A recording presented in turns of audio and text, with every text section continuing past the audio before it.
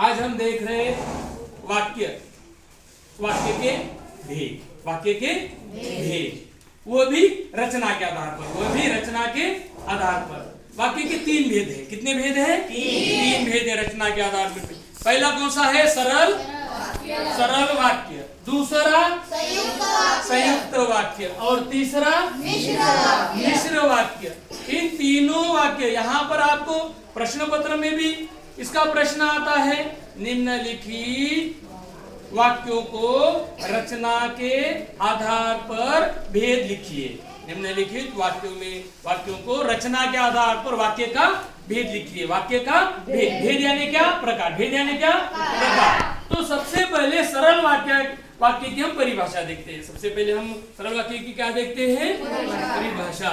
जिस वाक्य में उद्देश्य और विधेय एक हो, जिस वाक्य में उद्देश्य और विधेय एक हो, उस वाक्य को सरल वाक्य कहते हैं। उस वाक्य को कौन सा वाक्य कहते हैं? सरल वाक्य।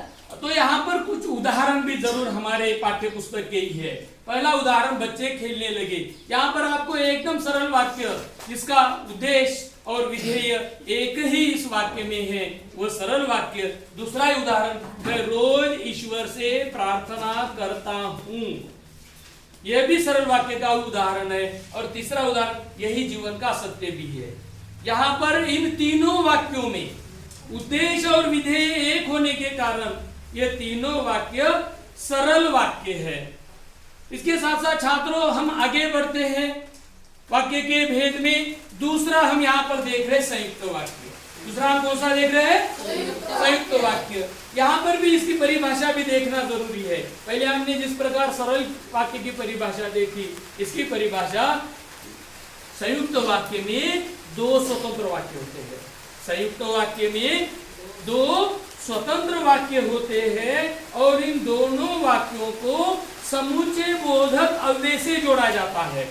समुच्चय बोधक अव्यय से और है, परंतु है, इसके साथ साथ बल्कि, लेकिन ये समुच्चय बोधक अव्यय के शब्द है। इनसे उन दो वाक्यों को जोड़ा जाता है, उस वाक्य को संयुक्त वाक्य कहते हैं। उस वाक्य को कौन सा वाक्य कहते हैं? संयुक्त वाक्य। यहाँ पर भी हम उसके उदाहरण देखने वाले हैं। पहला उदाहरण देखो छात्रों, वह इसका बुरा न मानते, यह एक वाक्य है। बल्कि ये समुच्चय बोधक अव्यय दो वाक्यों को जोड़ने का काम किया। सहर्ष चले जाते, इन दो वाक्यों को जोड़ने का काम किया, इसलिए यह संयुक्त वाक्य कहलाएगा। दूसरा उदाहरण इसी प्रकार हमारे पाठ्य पुस्तक का, मैं सहज भाव से आगे बढ़ा। मैं सहज भाव से, यह एक वाक्य है समुच्चय बोधक अव्यय, लेकिन उस यान को देखकर चौंक पड़ा। दो स्वतंत्र वाक्य इस वाक्य में भी है, लेकिन ने जोड़ा, यह भी संयुक्त वाक्य का ही उदाहरण है। और तीसरा वाक्य देखते हैं छात्रों, सूर्य जैसे कितने सूर्य है और सभी के अपने अपने ग्रह है।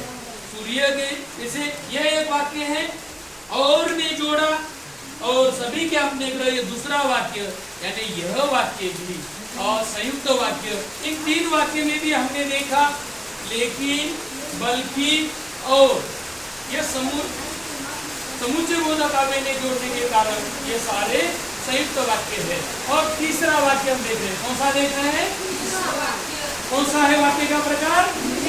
मिश्र वाक्य। मिश्र वाक्य में उसकी परिभाषा भी देखना जरूरी है। उसकी परिभाषा मिश्र वाक्य की छात्रों, जिस मिश्र वाक्य में एक वाक्य प्रधान होता है, मिश्र वाक्य में एक वाक्य क्या होता है? प्रधान होता है। दूसरा वाक्य उस पर आश्रित होता है। दूसरा वाक्य उस पर कैसा होता है? आश्रित, यानी उपवाक्य होता है। उस वाक्य को कौन सा वाक्य कहते हैं? मिश्र वाक्य कहते हैं। और मिश्र वाक्य के उदाहरण भी हम देख रहे हैं। पहला देखो, अच्छा ये बताओ, यहाँ पर अल्पविराम मैंने थोड़ा रुकना है, तुम्हें अकेले घूमते डर नहीं लगता? जहाँ पर यह दो वाक्य भले ही है, लेकिन एक प्रधान वाक्य और दूसरा उपवाक्य है, इसलिए यह मिश्र वाक्य। और दूसरा यहाँ पर वाक्य हम पर झूठा आरोप लगा सकते हैं, हम पर झूठा आरोप लगा सकते हैं कि पैसे नहीं देते। यहाँ पर इस वाक्य में आपको दिखाई देंगे एक मुख्य वाक्य है, दूसरा उस वाक्य पर आश्रित वाक्य है। उदाहरण क्यों देखने चाहिए? उदाहरण देखने से यह लाभ होता है कि हमें समझने में आसानी होती है। तीसरा वाक्य देखो, आप लोग घबराए नहीं, मुझे यहाँ कोई कष्ट नहीं। एक वाक्य मुख्य है, दूसरा उसी पर आधारित वाक्य है, इसीलिए यह भी मिश्र वाक्य। इन तीन उदाहरणों से हमें यह जरूर पता चला है कि रचना के आधार पर वाक्य के भेद तीन है। वाक्य के कितने भेद हैं? तीन। पहला सरल वाक्य, पहला कौन सा है? सरल वाक्य। दूसरा संयुक्त वाक्य, तीसरा मिश्र वाक्य। और इन तीनों को देखने से, इन तीनों के तीन उदाहरण देखने से हमें बिल्कुल पता चलता है कि सरल वाक्य, संयुक्त वाक्य और मिश्र वाक्य, ये तीनों वाक्य के अलग अलग वाक्य है, एक जैसे वाक्य नहीं है। तो यही हमें ध्यानपूर्वक और उसकी परिभाषा के साथ जरूर समझना है ताकि हमें एक अंक मिले। धन्यवाद।